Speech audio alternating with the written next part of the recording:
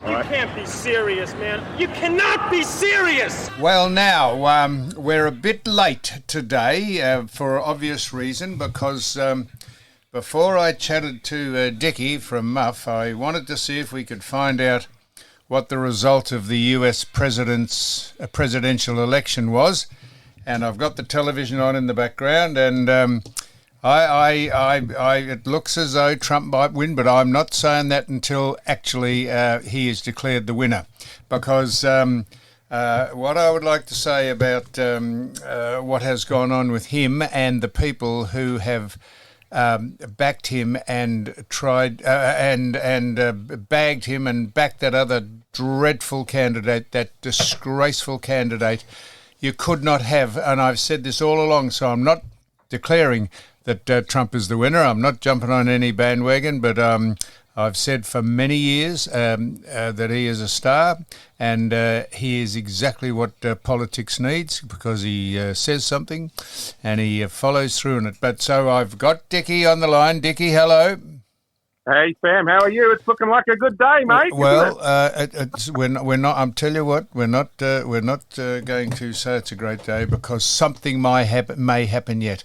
There will be a power outage. They'll set fire to the ballot boxes. They'll kill him. They'll do something. I'm not. Don't pop the champagne bottle just yet, is what you're saying. I am absolutely saying that. But let's get a little corrective in there. You know, you did say a few things like maybe he'd be killed before the election. I think we can say that now. At least he's going to survive until after the election. And, there's been an opportunity for various bits of mischief that happened in the past week. But that hasn't happened. But obviously there is still the possibility that they could cheat in a few of the key swing states, which, could in the end get, Harris to 270, even though Trump is only about 70 votes away from 270 at the moment, from what they're calling on CNN and various other networks. So Trump is looking strong, but it's still possible. But beside all that, they still have a chance to rig it or do something so that they don't get the House or the Senate, or they don't get both. They said it's going to take at least 2 or 3 weeks to count some of the votes, because the voting slips and forms were complicated. So there, it started already, and until he is made the president, I still think there's a chance that someone will kill him. They've had 2 shots at it already, no pun intended, and he mightn't even make January the 4th or 5th or whenever Biden goes to an old people's home, and Trump, if he wins, takes over. I'm not declaring he's the winner at all at the minute. But well, you know that Kamala Harris, even if Trump wins, Kamala Harris has to basically endorse the vote. So that's something she might not do. You know how on January 6th there was the whole thing about Mike Pence? I mean, Harris has to essentially endorse the result of this election. She could choose not to. So there could be a kind of reverse of January 6th, where the Democrats declare this election to be, null and void. No doubt they'll say Russia was involved with some load of rubbish. So, there's still room for mischief further down the trough. So if you're a devotee of You Cannot Be Serious, you'll know that this is noticed, that this is coming on a little later on Wednesday.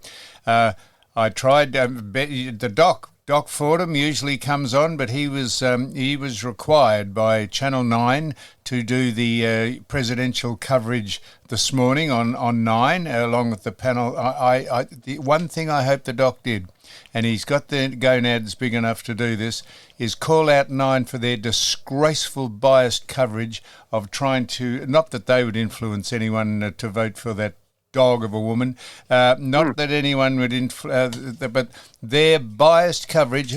This probably goes back to the people who actually, if you go down the chain, indirectly own Channel 9, and that's BlackRock or George Soros or someone. Their coverage of Trump and the disgraceful thing they did on 60 Minutes, I think, when they had Trump's brother on and said that he was a cad and a clown and the biased reporting. They put all Kamala Harris's speeches on. They were a disgrace, Channel 9, and the dribblers that they call reporters who look and get the pancake makeup put on and look down the eye and look down the line and look down the camera lens and have the slick back hair and just speak absolute shit. They have no idea what they're talking about. But speaking of dribblers, mate, we just had a little dribbler. I've been watching some of Channel 9's coverage, which hasn't been too bad. Obviously, there's been mostly been anti-Trump. They had that dribbler, Michael Cohen, on, who is a notorious traitor. He was somebody who Trump used as a lawyer. And most of Trump's charges stem from lies that this Jewish miscreant has essentially... He was a turncoat, basically. He was someone you were supposed to trust, and then he just stabbed Trump in the back and made out that he made payments to Stormy Daniels and, like that Trump was involved in corruption, when it was all him. It was all him. He's already been to jail for it. So he was just on for 20 minutes on Channel 9 just before. That's right, that's Channel 9. Channel 9, an absolute disgrace as a international news gathering source. They should be ashamed of themselves. If you couldn't see, and I'm not saying he's done it yet, but if you couldn't see the writing on the wall and tried to be even-handed, they were absolutely shameful, and they should be condemned. And then you put up with the slobbering suck-ups that get on the X, formerly Twitter. And I used to tumble in and go backwards and forwards with ex-commentators and authors. They'll know who they are. They're just nothing but inferior people who have no idea about what's going on. And then you read in the Australian, people like, let me just see, I've got them here. People like... X is a flag at the moment. What? The Democrats... X is, the platform. Twitter X is in flames at the moment. All the Democrats are in panic. They're all threatening suicide. You put in something like "kill myself" or something into X at the moment, and all the Democrats are like, "I'm going to kill myself." Well, going to win. But he hasn't won yet. But then you have. No, I know, but they're in panic. Then you have people like writing in the Australian, like Paul Kelly. They just trot out absolute shit. They can never justify their opinions. They are biased. You have Karl Rove, who wrote Trump's performance was catastrophic. This is poached from the Australian have poached it. These guys all Epstein Island, mate. They're all blackmail cocksuckers, aren't they? And that shameful excuse as a candidate, she is how if Trump wins, it is not necessarily because he was the main man. It's because that no one, even in your right mind, could have that woman lead the most important country in the world. She is an airhead. She made no statements. She was a fraud, and she is a fraud. And she's a charlatan. They made a mistake putting that clown Harris in. I think Biden would have done better against Trump than what Harris is doing. And you should look at the results too for the Senate and the House. The Republicans are leading in both. So we could, if we're lucky, if Trump gets up and gets 270, then we could have a Republican House and a Republican Senate. That would be the best result that we could possibly get tonight. And also the popular vote at the moment is being won by Donald Trump, which he's never won before. So that would be incredible. If he got all four, that's no trouble then. Not celebrating until it is actually announced. But they trot out the jaundiced dribble of inferior people who write and commentate on it. Most of them have got syphilis. You know what my favourite expression of yours is, Sam? Cow eyes. I love it. You got to use that. Oh, the cow eyes. They look down the lens with the cow eyes and they say, "Oh, it's a catastrophe." He is a star, Donald Trump. I'll tell you what he's put up. They have indicted him. They've impeached him. They've raided his house illegally. They fined him They fined him $500 million for just to try and make him broke. They bought 89 bogus charges to tie him up in court so he couldn't get out campaigning. He had a hooker lie about having sex with him. They called him Hitler. They've deliberately cherry-picked his sentences so that they become provocative. And people who check it say, "Oh yeah, but he didn't say that. You left out half the sentence and you left out a particular word." They've rigged debates. They had the two debates were rigged by the people who asked the questions, and they had that dog. They had that woman on Saturday Night Live the day before the election as that is election interference, and then they had to give Trump not even time, but they had to give him an advertising space at the NASCAR and an advertising space in some other at the NFL football or the football, just because they were so blatantly dishonest. That's what they've done. What's incredible, Sam, and I miss you haven't finished. They've shot him twice. Oh, they've shot him once and tried to shoot him again. So, and you wonder why. The people who, my dear old mate Barney, I reckon Barney McCusker. I asked Barney to come on today. I reckon Barney I think he was actually pulling my leg because he said that Trump is. He said, I mean, he sent me included an article from the Australian by Paul Kelly. You will not agree with it in any aspect because they are just dribblers. They just make up shit. Their biases are translated in the pen that they use to write all this crap.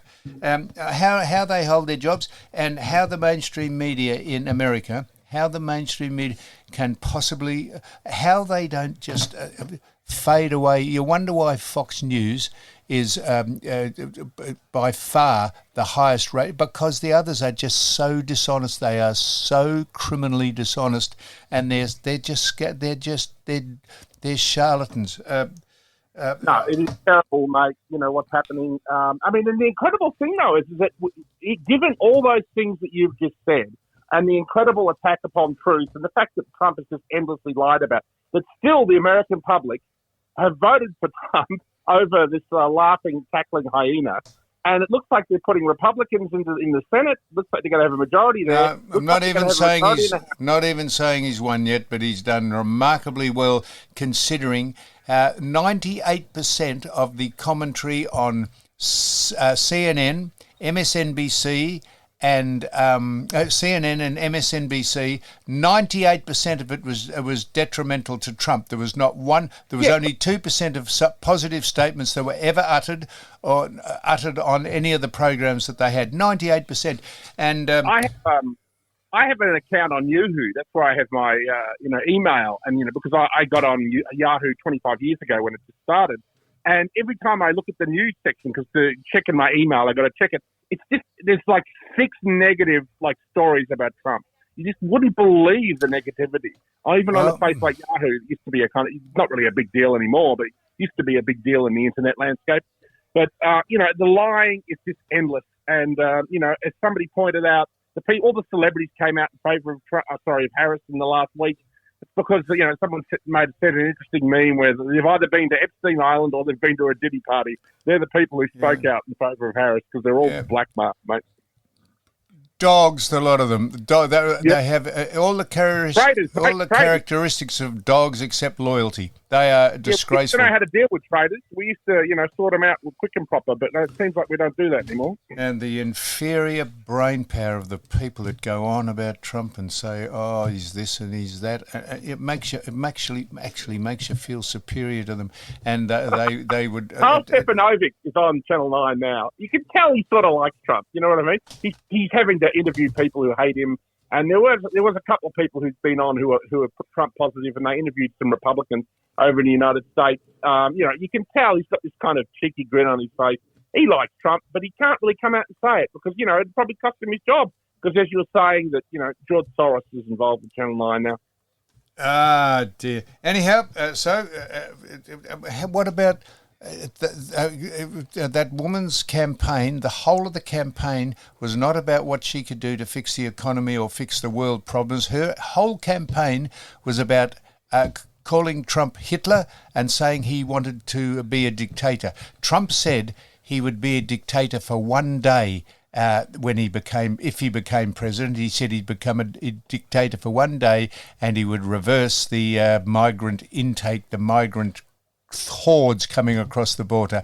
But that's what he said. He'd be a dictator for one day and he'd send them back. But they said, "Oh no, he's already conceded he wants to be a dictator." I mean, they can't help themselves.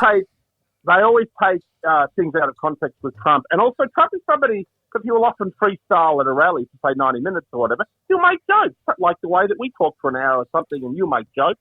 He'll say things that aren't necessarily fully serious or whatever, but they always take it out of context. And that's what they do with Trump, because that's the only method they have to try and defeat him, which is to lie about him.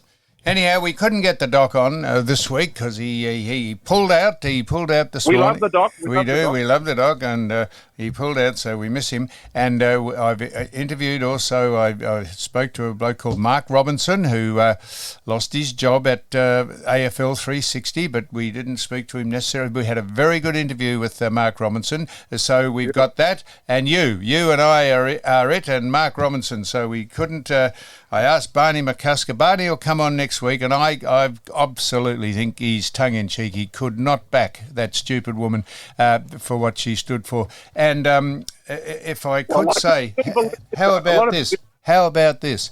The government, the Democratic government, the president and Harris, they banned the ICE agents, Immigration and Customs Enforcement agents, the ICE agents.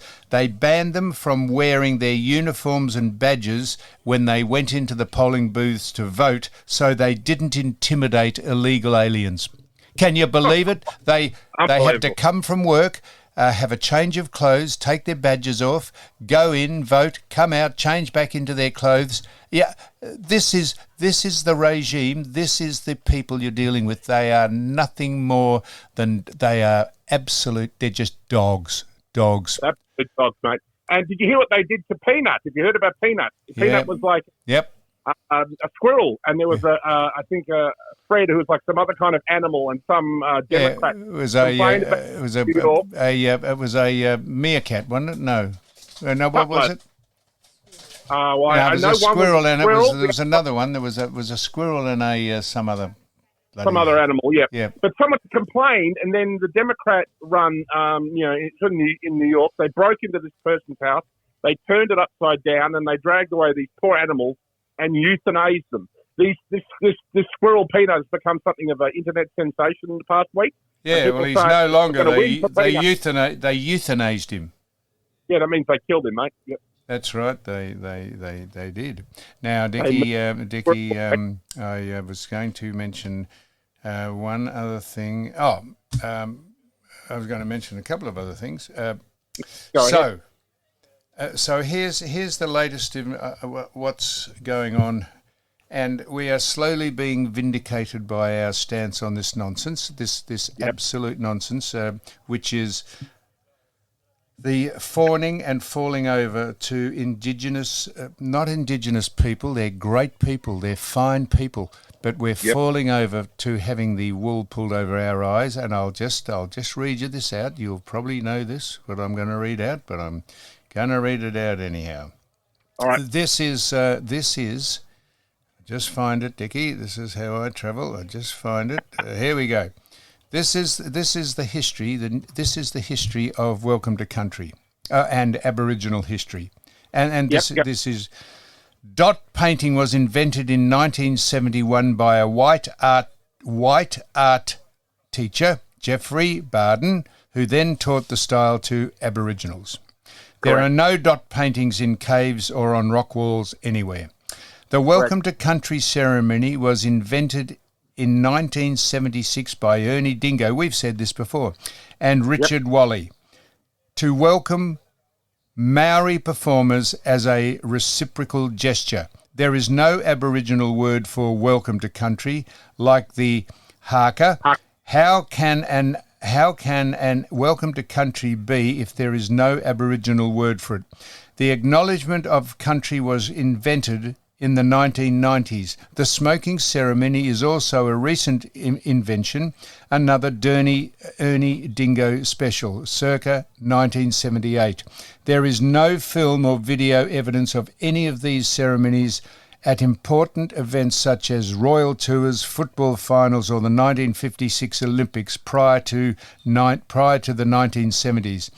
It is best to know the facts so that the myths can't be forced down your throats. Now, that's all we keep saying is that, and I notice, did you notice, Uncle Colin. Was that Flemington, or was that AI? There was a picture of Uncle Colin wrapped up in he was there.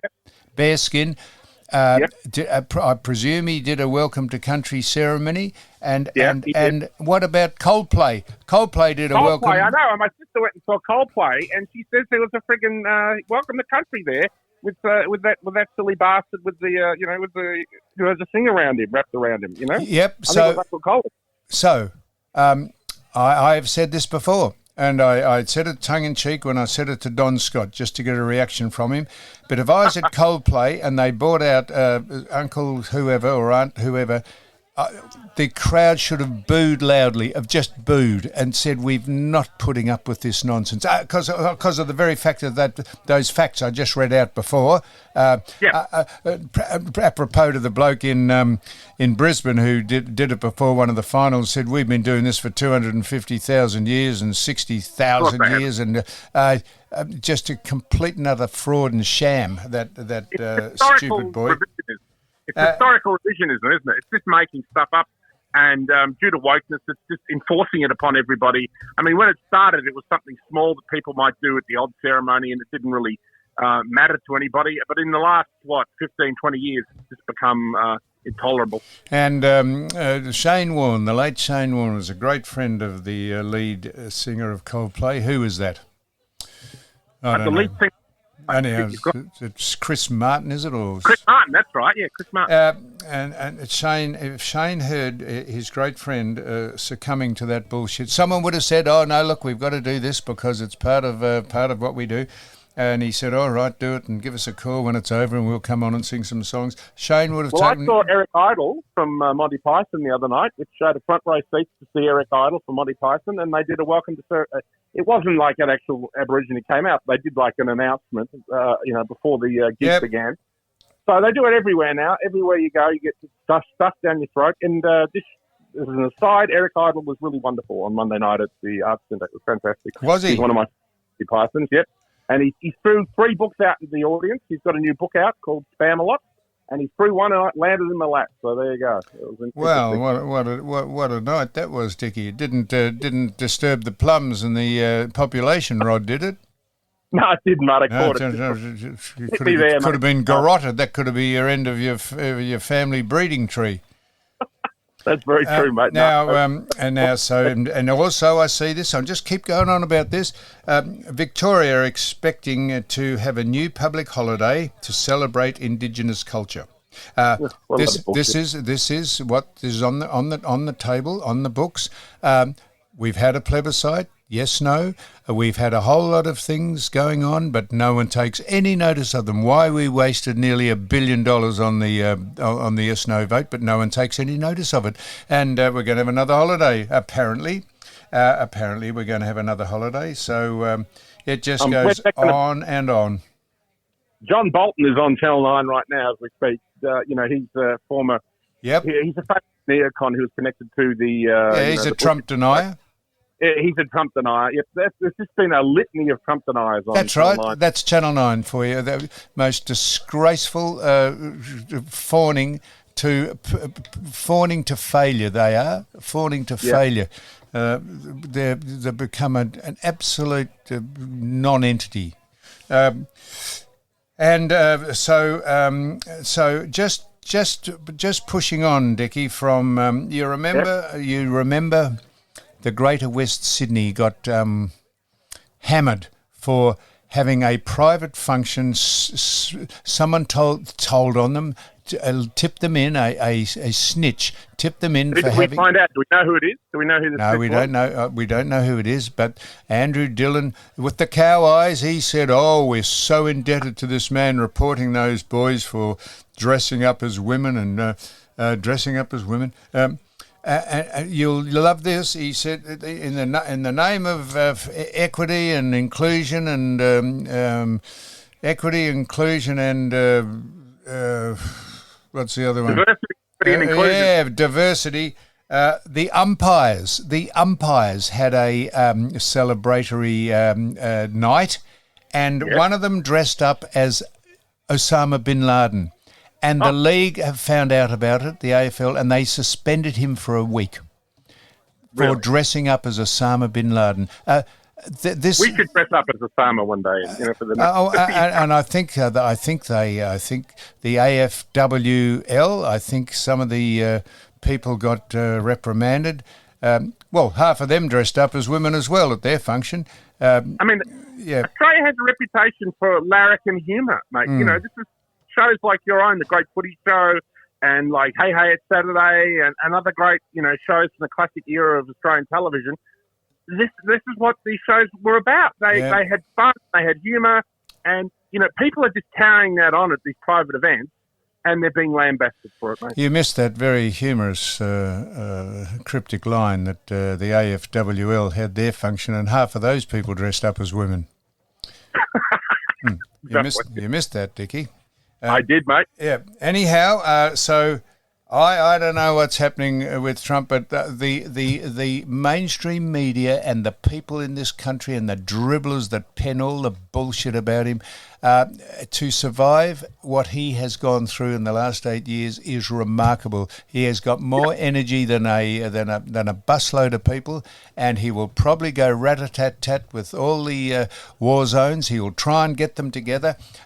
Keep your friends close and keep your enemies closer. He got criticised for being a friend, not a friend, an associate of Putin's to try and sort out Ukraine. He's got Kim Jong-il at North Korea to try and stop him sending rockets over to South Korea. They've shit themselves, the Europeans, because they know what they're in for. And he is an absolute star. And it is. And it does seem, though we can't obviously call it yet, but I'm not calling possible. It is possible that he's going to win, certainly at this stage. And, like there was some betting poll or whatever. He's definitely a strong favourite at the moment in the betting to take the presidency. So obviously we'll have to, do a show next week and do a full wrap-up. But, it's looking like the dream could have happened, with the Trump presidency, with the Republican Senate, with the Republican House. And if he wins the popular vote as well, that's the quadrilla.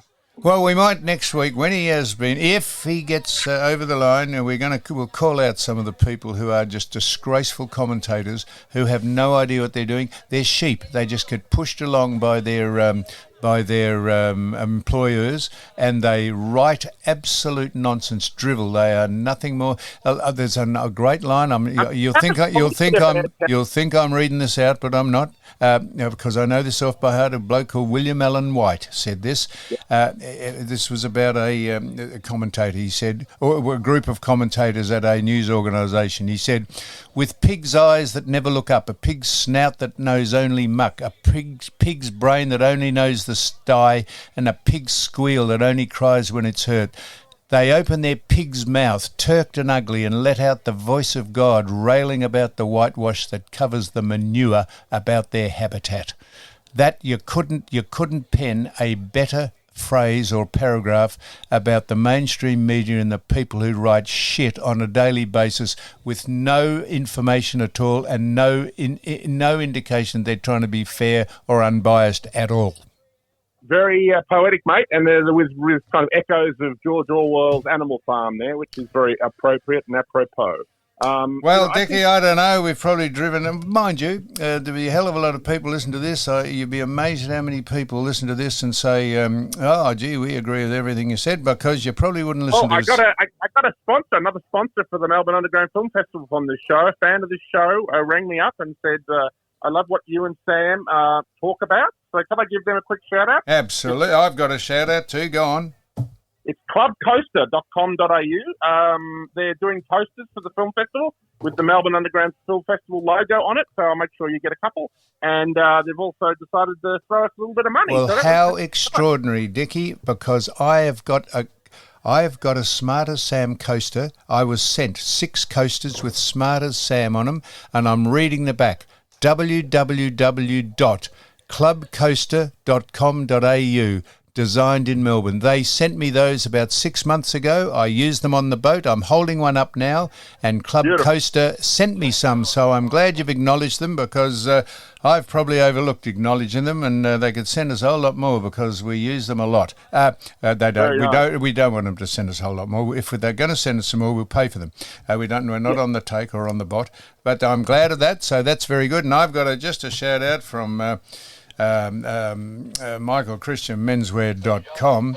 And he's run out. He's run out of the signature caps of Hawkins and Newman, the "You Cannot Be Serious" hats, because the football season's over. But he's got back orders coming, and he's got some other clothing items that he's going to release onto the market. But he asked me, could I give a shout out to a bloke called David Marzalek. Now, David, if David could use his name in Scrabble, he only have to have one move. He would clean up.